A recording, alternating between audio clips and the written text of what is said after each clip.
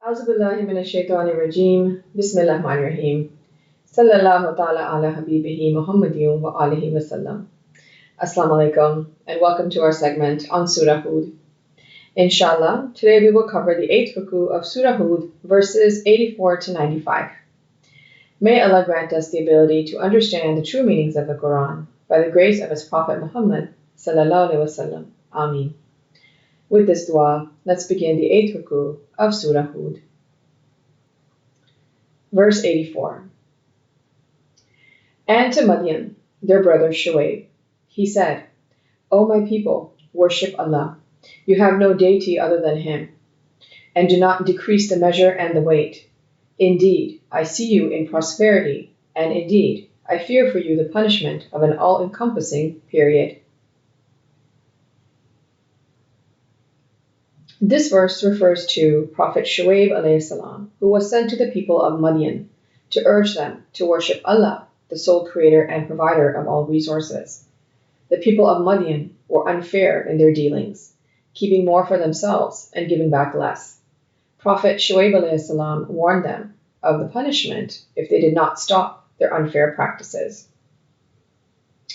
The details of the nation of Madyan and their evil practices is mentioned throughout the Quran.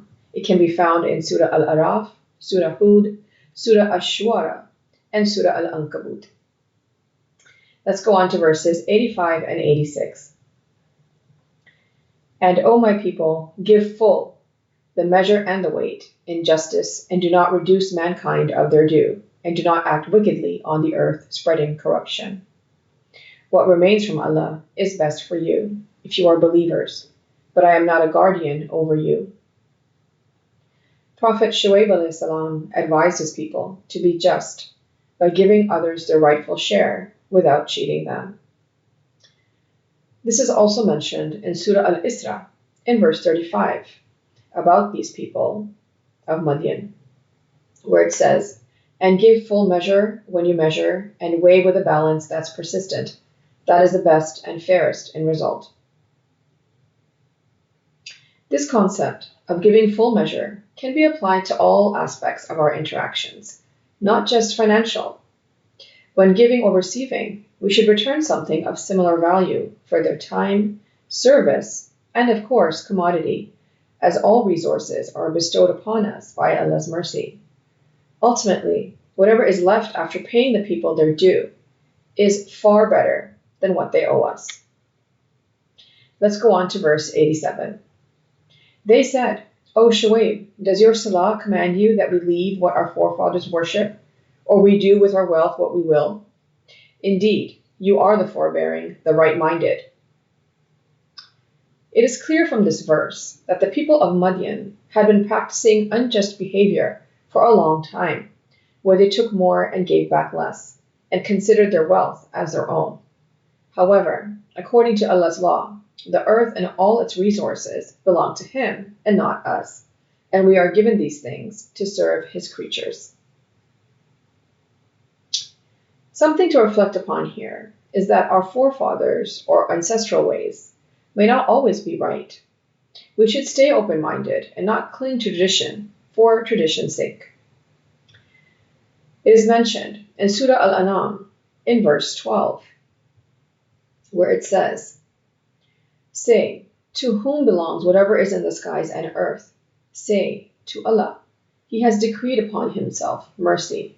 He will surely assemble you for the day of resurrection, about which there is no doubt. Those who will lose themselves do not believe. Let's go on to verse 88.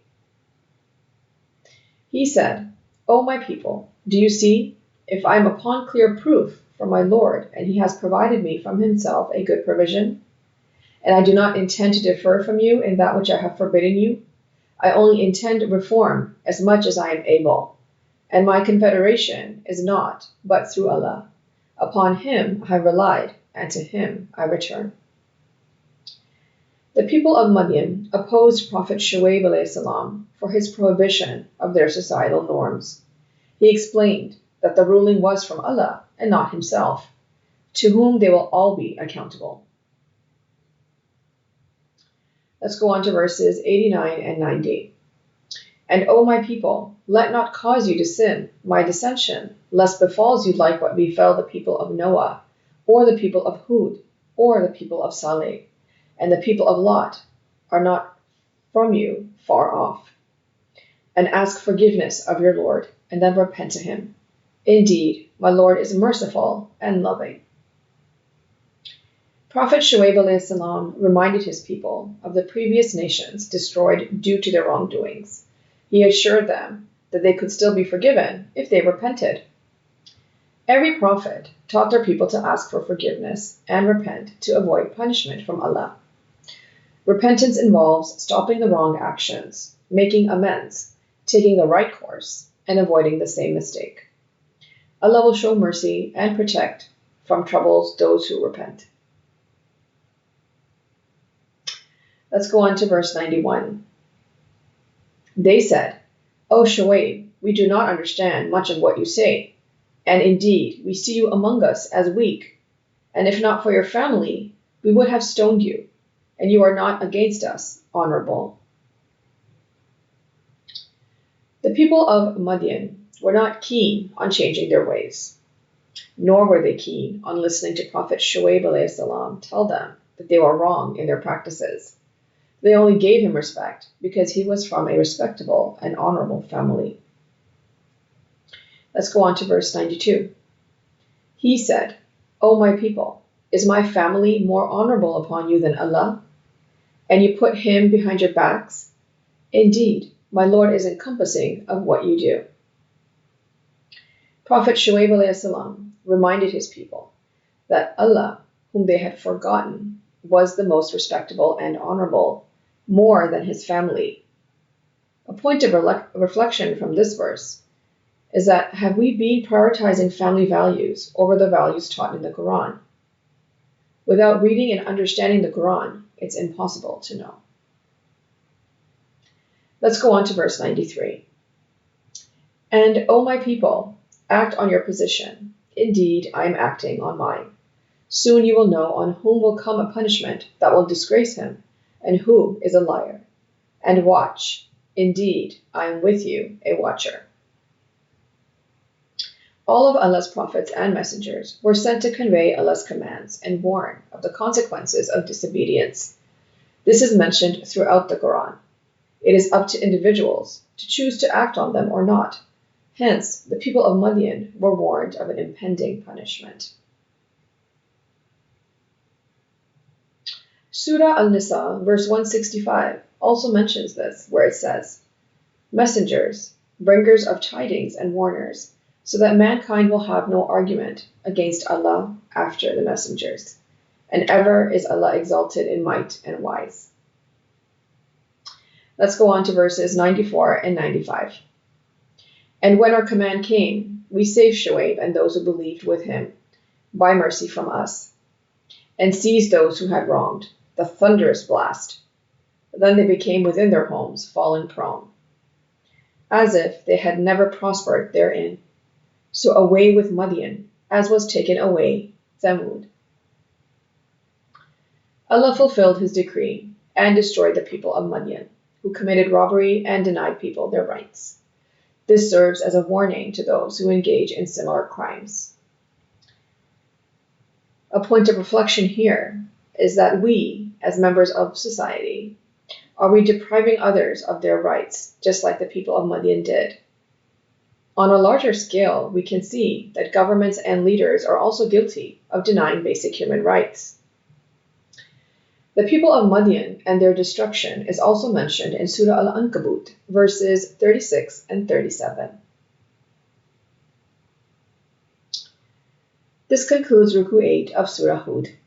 Let's briefly go over what we discussed. The nation of Madyan had a tendency to rob people of their rights, giving them less than their due. Prophet Shuayb salam was sent to the people of Madyan to urge them to follow Allah's commands. He faced opposition as his people refused to change their ways and believed their will gave them the right to ignore others' rights. The nation of Madyan was destroyed, serving as a lesson to those who commit similar crimes that they will face the same punishment. May Allah grant us the ability to understand the Holy Quran and its true meanings, in light of the life and guidance of Prophet Muhammad sallallahu alaihi wasallam. Ameen. Thank you for joining us for this segment. Until next time. Sadaqallahul Aliyyul Azim. Allah speaks the truth, the exalted, the great. Sallallahu ta'ala ala habibihi Muhammadin wa alihi wa sallam.